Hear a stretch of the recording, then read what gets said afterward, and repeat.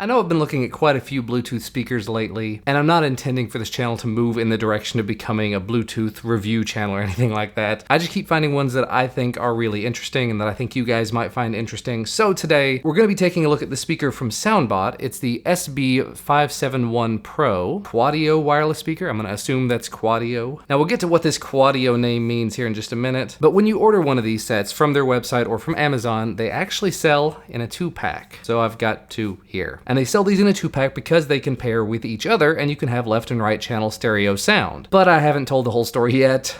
It's called Quadio because you can pair 4 of them together and have them all playing back together, synchronized. This could be interesting. So taking a look at just one of them, you can see some specs here on the side. It's wireless, it has dynamic deep bass, a built-in microphone, up to 10 hours of playback time, a 3.5mm auxiliary port, 50mm drivers. A lot of the speakers I've tested have been 40mm or less, so that's kind of nice.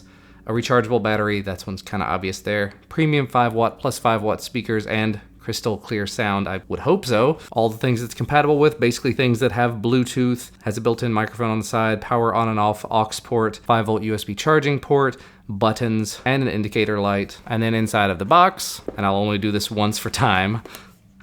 Wow, everything's contained inside of a carrying case, which means there's going to be 4 carrying cases lying around. And inside of that carrying case, you got some documentation, your cables, those being 3.5mm and micro USB. And I don't have a clue about them, but there were a couple of small pins included as well. It says it's the master and slave identifier plug. So presumably you'll have one that acts as the master, the one that's in charge of everything that's going on, and then all the others will have the slave plug inserted, and everyone should come with both plugs so you can put however you want it. Makes sense. And then finally, of course, you have the speaker itself. Now it is designed to sit on this side, so it's going to be sitting with 2 sides facing up, and just looking at it from an angle, I can see there are 2 5W speakers right in here. I do not see any speakers on this side, so I guess that's just a design choice. And it does mention here on the side, slave, so presumably this one that I opened is intended to be a slave. Good to know. I think what I'll do is I'll go ahead and open all the rest of them, just see what they all look like together. All right, they're all 4 opened up, and the second one that I opened actually says master, so we have 3 that say slave, 1 that says master.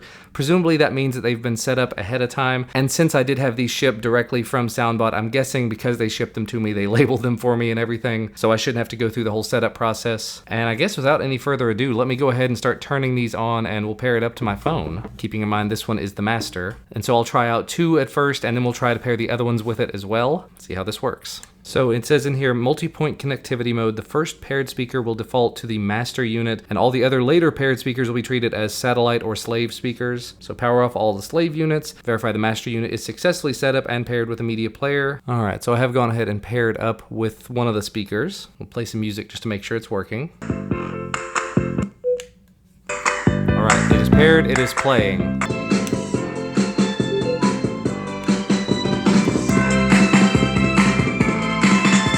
Easy. There's a delay.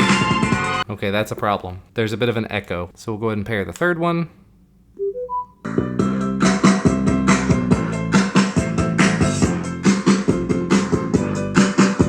They're all playing and they're all in sync now that I've given them a minute. Pull the fourth one up. This is gonna get confusing.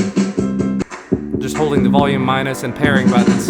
And you probably couldn't hear me there, but just to pair these, you turn them on. Once the blue light is flashing, you hold the volume minus and pairing button for just a second, and then it beeps and pairs up. So now I have all 4 on, all 4 running, all 4 ready to play.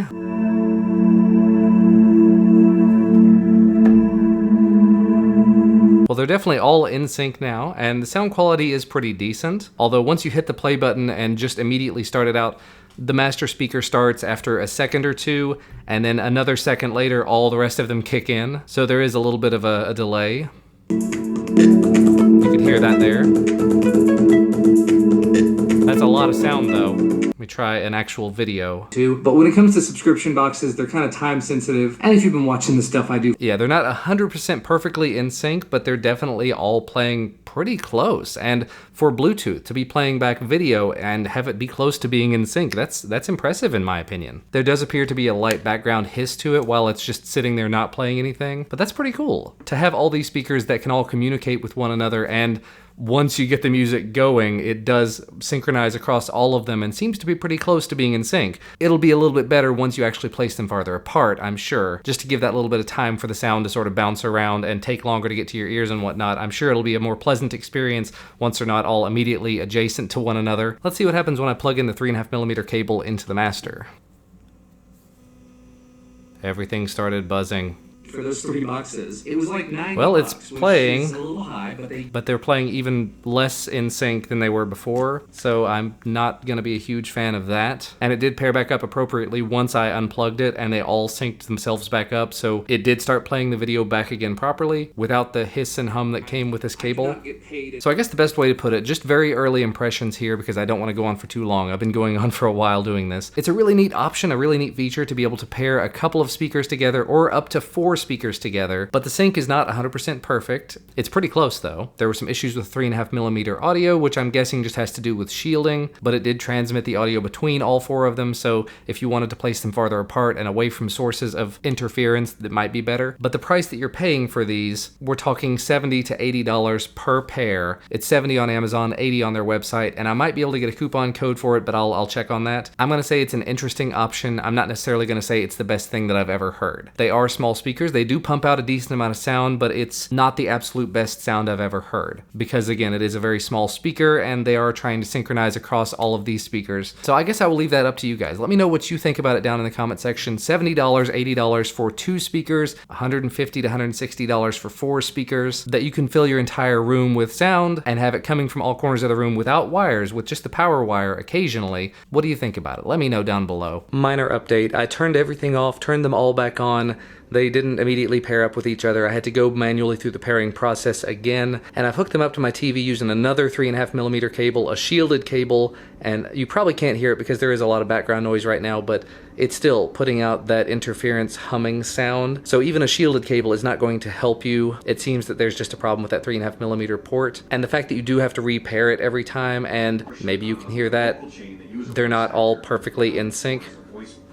Even for a 3.5mm plugged in device, that does sort of hurt my opinion of them. So I guess let me know what you think about it. I still think it's a little early days, and maybe the next iteration of it will be a little bit better. I like the concept of being able to take 4 speakers, 6, however many speakers, and put them together into a chain and make them all transmit stuff to each other. That's really cool. It seems like it just might need a little bit more work.